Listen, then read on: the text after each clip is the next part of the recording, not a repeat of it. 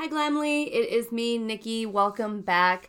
So today, I think what I'm going to focus on is I'm going to give you 10 tips to working toward a less stressful life. So I know that this probably sounds really weird. I'm looking at it from a small, measurable way of looking at life. And I think a lot of us kind of feel like, man, I'm stressed out all the time. There's nothing I can do, or the problems seem too big. And the way that I want to look at it today is just making things bite-sized. So I did write down a couple of my things that I will be going through. And if you see me kind of look down or a little bit to the side, it's just to go over my list and making sure that I address everything that I wanted to bring up to you. So let's get started. Again, if you like any of these videos, please let me know. Like the videos, subscribe, and then comment. Comment and tell me is this the right path we're going on? I know some people might want me to do makeup as well. I can do some of that. Right now, I just mainly want to focus on health all around. I'm talking mental health. I'm talking financial health. I'm talking beauty. I like beauty. I like makeup, but I want everybody to feel solid in what we're doing every day. So 10 steps to starting toward a less stressful life. Let's get started. First, the first one I want to start with is just write down your goals and what you're wanting out of your life. Now, I think as we get started as mothers, spouses, everything else, we remember it's easy for us to look at and say, hey, what are they wanting out of life? But what are they wanting out of our life as well? But I think if you sit down and digest what you actually want, some of the things you might actually want to obtain this year, I think writing it down is the first step. This could be writing it down in a notebook if you're that type. If you're bad with paper, you don't have to do that. I use Google Home. I'm sorry, I'm going to have to figure it out now. I apologize. But I use that app quite a bit. Google Keep, I apologize. So I use Google Keep quite a bit, and it allows me to have like checklist. It allows me to categorize my things that I need to do. Very, very easy, and it has check boxes. So if you say, hey, my goals are health, or I want to really concentrate on my budget, or I just want to remove stress in a lot of areas of my life, these are things we want to start to work toward. Writing it down in general, allowing you to see when you have some quiet time. It should be just you, yourself, writing it down, getting it on a piece of paper so that you can see what you need to work on. You did also see that, if you haven't, my other videos up, but I did also create a vision board. If you don't want to use the words and kind of have to keep reading what your goals are and you just want to see them in a snapshot, a vision board or just pictures of what you want out of your life is another good way to go. So that's for first one, step number one, write it down or get a vision, but have that in your everyday sight. So number two, this one's pretty important, and I think a lot of people forget about it, especially when we are a spouse and mother and caregiver and worker and those types of things. But carving out me time. And I mean figuring out on your schedule where that fits. Figuring out how you might be what me time even looks like. So, for example, a lot of people think, oh, if I'm a mom or I'm this and that, I need to go work out in the gym. That's what me time is. Or I might need to go spend time with my family or something like that, or my friends, or do things like that. That could be me time too. But I think a lot of people, we forget to look internally and we forget to spend time with yourself. And I think, even me being an identical twin, I didn't realize that even spending time with yourself and helping to figure out what you want out of life is super important. So me time is key. So for me, for example, I wake up at 5 o'clock in the morning, which, believe me, I do not like, but it is there. I make sure that I find that time before my son and my husband wake up, and I will try to focus on my health. I will try to focus on, if I'm lucky, I'll get some workout in, but it also allows me to prevent going back to sleep and being groggy and starting the day off where maybe me and my family are all possibly going to be late because I didn't finish everything that I needed to. And then I'd start my day off in a stressful way. So I would say carving some time out. It doesn't have to be in the morning. If you happen to do it in the evening, that's totally okay. Just in my perspective, for me, once I'm up and people are up and asking things of me or just needing, love and affection and just being a part of that in my life, I tend to gravitate toward taking care of others than I do or just reflecting on what they might need rather than reflecting on me. So in the morning when everybody's asleep is when I focus on me. So that would be my second step. Number 3. This one is declutter. This one kind of goes down to organization, but for me, I think what it comes down to, other than I'm on this journey where I'm trying to learn how to organize, for me, I always felt like, hey, it's everywhere, it's a little bit crazy. I'm doing a lot all at one time. And how do I declutter? What does that look like for me? But for me, I think declutter is just removing things that are just not necessary. Something, again, you hear a lot of these things. Is it bringing you happiness? Are you getting something out of it? Is it driving you in any way to be better or making you happy when you see it? Now, this could be something as simple as a pair of jeans that you wear because it's there, but it doesn't make you feel happy in it, even though you have like maybe 2 or 3 other pairs of jeans that you'll rotate through all the time because you know, hey, that's actually my favorite pair of jeans, these 2 or 3. Why not buy one more pair or a couple more pair of jeans that you really, really like, and then just donate the rest and get them out so that you're not putting something on that doesn't make you feel happy or doesn't make you feel good about yourself and the body that you're in. So I think small things like that really start to help out. So decluttering is one of the ones I want to make sure that we put that on there. And the other thing underneath decluttering, I would say removing small things that might be annoying you in your everyday life. So my example would be, I used to get out of my car every single day and I would hit this trash can and it would drive me nuts. And it was just like this moment, right? It's just a moment that it would hit this trash can and I had to walk around it every single day. But think about it, before I get in my car and before I get in my car to work and before I get out of my car into my house where I go see my family, this little thing would just kind of irk me. And it's small, but it really messed with me. Every day just kind of irked me. Finally, one day I said, you know what? I'm going to move it. The trash cans can no longer be here. And I moved them and I reorganized it. And oddly enough, it made me small, happy, but happier. It just made me happier. Every day I get out of my car and I don't hit something, even if it's not going to damage my car, it's just more of a nuisance in my life. And I figure, why not get rid of those nuisances? Sorry, that was probably a rough word, but why not get rid of them? If they're not causing you happiness and they're actually bothering you, you forget how many of those are going to tick you off gradually and make you in a more worse mood. And especially if we're parents and kids and those types of things, we don't need more extra aggravators. We might take that out on the kids or different things like that. Try to remove those extra things so that it's more bearable for yourself.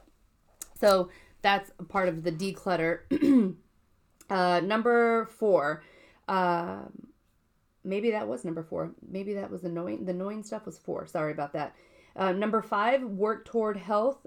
So this one is health in all kinds of areas. Yes, we want to look like a model. We want to be, Instagram ready, those types of things. But what I find as we start to age and those types of things, I care about mental health. And I feel a lot of people don't talk about mental health. People don't talk about personal happiness, working towards things that you want.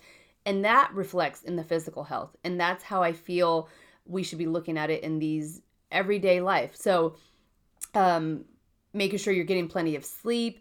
You hear about the water. Yeah, sleep and stuff is difficult.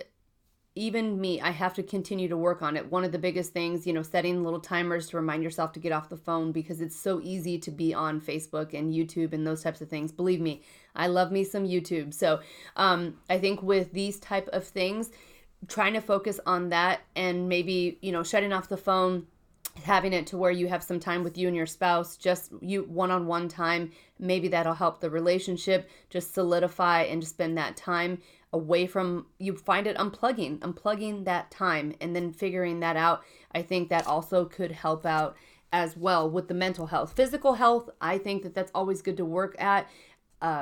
Sometimes it's just bite-sized physical health. Do it after a meal, do it after like a couple minutes after a meal, force yourself to go on a walk, or you know what, even if you're stressed out during the day, taking a moment, stopping and just breathing, the way to go. Like if you have to just go get up for 5 minutes, walk away from your desk. Sometimes that helps clear your mind, even when you think that you might be having a stressful moment, and maybe like a brain, fart, like you're unable to just get that thought out. That's where you want to probably stop and just take away a breath away, and then you might be able to help resolve that. If the kids are stressing you out or anything like that, take that moment and see if that'll help you clear your mind. That would help out with de-stressing, mental health, and just keeping you sane, just helping you through that day. So number 6, actually I wanted to say also with health, things like we talked about sleep and stuff, but what about water? So one thing I realized, I always drink water, but I couldn't remember like how many I drank and those types of things. So one of the things I did is I got a bigger water bottle. And I know it's silly, but I got a bigger water bottle. I got one of these from Costco, and it really, really helped me out. But what I do is I usually will put a rubber band around it so I know how many I drank in a day. And I might have said this on the vision board one, and I can't remember, but it's such an important thing. I realized it allowed me to figure out how much water I needed to have, and it's more of a visual thing. Maybe I'm more visual with a lot of things in my life, but I realized I don't want to have to think about how many I've done, how many of these little bottles that I drink, or how many of these different things. So it allowed me to be able to take that stress of having to think about it out of my mind, and I was able to get the goals happening once I figured out what was manageable. Should I get to 3? That was my goal, and I've recently been doing really good at hitting that, just because it's been getting a part of that habit again. So the water I wanted to mention, and I probably said it again, but it's such a big thing, and I feel like a lot of people forget some of these easy tricks that might be something that you can work toward. Anyway, small and manageable. That's all I'm talking about. Number 6 is it's okay to let go. Now, this is one where I feel it was groundbreaking to me as well. And I know, when you're a person where you're like, hey, these things are memorable, these things mean something, I had books that meant something to me at this certain time. And, even though it seems silly, showing gratitude for what it did for you at that time allows you to let it go and just be thankful. And actually I'm surprised I didn't put that on there. Gratitude is one of the ones on here that I should say actually probably changed in my mind as well for positivity. And I'm trying not to make this too long, but gratitude, thanking yourself, the house that you live in. Thank you for the job that you have. Thanking your spouse for the support they do give, whether it's financial, whether it's emotional, thanking your kid when they're behaving. That's huge. That's some of the things that I missed in my everyday life that I wasn't doing as much. And just bringing that back in has allowed me to have that appreciation again. So I just wanted to let you know, gratitude is probably one of the biggest things, like when your car is running well, when your kid's behaving, like I said, when you feel a moment to have some downtime to think about what you want, being thankful for that moment is huge too. So that's what I just wanted to say. Sorry about that. I'm kind of going back off a thing, but it is okay to let go, and figuring out sometimes when things are hard, I think that allows us not to carry it anymore, and that helps out with our emotional health. So that would be just my other tip. It's okay to let go is a huge step for me, and I think that would help out with a lot of people. So again, number 7, I think removing, blame or self-hate or how you're talking to yourself. I think a lot of us tend to talk negatively out there, like, oh, I should be doing this better, or I should weigh this, thinking about your 20-year-old self. Okay, I was able to have a kid. I was able to provide life. That's huge. I was able to feed my child. All these different things are beautiful and blessings. And there are people out there who would say, I would kill for that opportunity. And yes, you may look at, hey, my physical being isn't as beautiful as it used to be, but finding that gratitude towards your body will allow you to be able to do new stuff, exciting things that maybe your 20-year-old didn't even know, but if you start to get into a negative rut about how your body is or how you look, or you compare yourself to these 19-year-olds that are on Instagram, that's not going to help anybody. You want to make sure that you are proud of what you're doing, feel, empowered with what you're doing, and feel empowered about what you did. You gave life, you changed people's life, you take care of these kids every day, but don't lose focus of yourself. So that would be my next one. And 8, I think I'm on number 8. Sorry, I might have forgotten. I would say celebrate your victories, even the small ones. So for me, when I'm exhausted, I'm like, oh gosh, I don't think I can do anything. So before I sit down, I have to do something, or else I'm probably not going to do it. Once I'm on the couch or just relaxing for the day, especially after work, catching me doing anything else is going to be difficult anyway in a productive. I know I'm never going to forget to relax. That's going to be something that's going to be embedded in me. But, you're like, hey, I got these dishes done. I got these, I did the dinner. I put it all away. We're good to go. My kid's asleep. Everybody's healthy. Life is good. Count those victories. And especially if your work week was extra hectic and you managed to still do all those things, or just say, you know what, I cleaned dishes afterwards. I feel good about that. Be thankful for that. If you made your bed and you're like, hey, okay, that's good enough for me today, don't expect more, or I did laundry today, whatever that small victory is, make sure you stop and say thank you for that victory, or acknowledge it, because a lot of people look at what they're not doing and forgetting to say, you know what, I am doing something, I'm doing this, and this is what I'm going to try for tomorrow. Maybe I'll do dishes and laundry, or maybe I'll make sure I fold up all that laundry when I have my downtime. I'm watching YouTube or doing whatever. I'm going to fold laundry while I'm doing that, and I'm going to be successful in that way. So looking for success, acknowledging your victories, those are the things that you want to start putting into the positive feeder. You want to make sure that that's incoming, because if not, you're going to be missing that. And we don't want negativities out there so much right now. We want to make sure that you are starting to feed the positive inside yourself. So that was the other one. And then for me, number 9. So this one it's going to be kind of a weird saying of how I say it, but I'll explain myself. So for me, it says, let me tell you the answer. So for number 9, it says remove sources of debt. Now, it does not mean only financial. Yes, financial is a part of that, but what I'm talking about is debt in your life. I'm talking about people who maybe are wasting your time, people who are requiring a lot of attention or attention from you, or your energy or your positivity, and maybe not giving anything back. That would be a debt. You're giving more of yourself than somebody else is even willing to even partially return.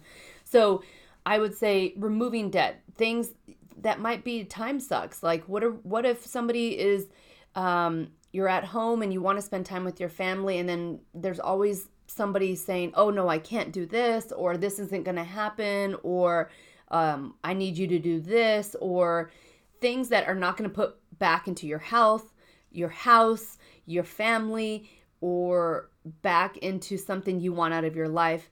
Remove those things. It's easy. Those negative people, the people that bring you down, they will be in your life. There are people you can't control, but the amount of time and what you're focused towards them, talking about them, being about them, acknowledging them, and other time when you're with your family or happy, that would be the ones to remove. You want to make sure that you acknowledge they're not worth that time, and they would be a debt to you.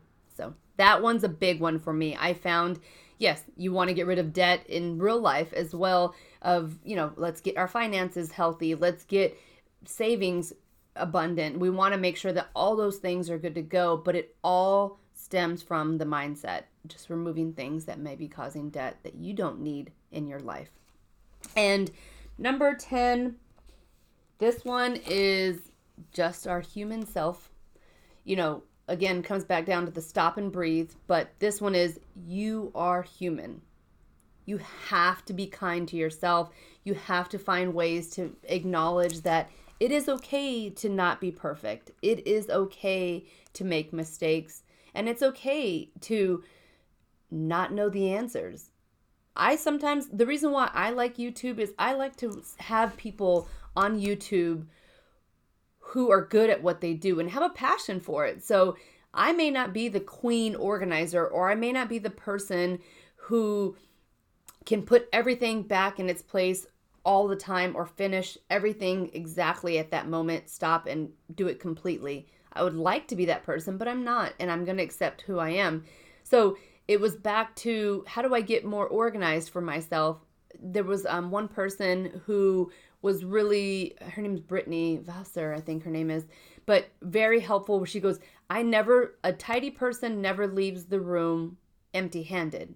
And it's easy. You just think, okay, I look at this room and let's say my family's been in there, and what if there's some teacups or things that we've drank some tea, or it doesn't belong in that room, just take it out and put it in the correct room, and then you can identify it that way. And sometimes just not leaving empty-handed is the way to start. So these are small tips and tricks that I have with moving toward a better 2020, a positive life, and de-stressing life. So please leave your comments below. That really, really matters to me. I really love interaction, and let me know what I can do, what you might want me to talk about. And if you liked this video, please extra let me know what you liked about it and what I could do better in all kinds of ways. So I'll try to provide that information for you if there's more things that I can do if you want more in-depth information. Thank you again for watching. Thank you for your support. And until next time, Glamly, I'll talk to you later. Bye.